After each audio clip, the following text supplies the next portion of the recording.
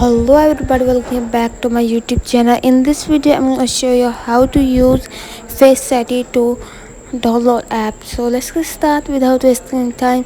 First of all, you want to open up App Store and then scroll down. You want to install any app, tap on get. I will installing 8-ball pool.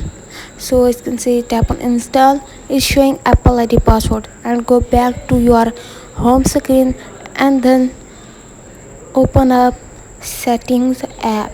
So scroll down, tap on face ID and passcode, enter your passcode and then turn the toggle on for iTunes and App Store. Enter your Apple ID password, tap on OK and go back to go setting menu and then tap on screen time.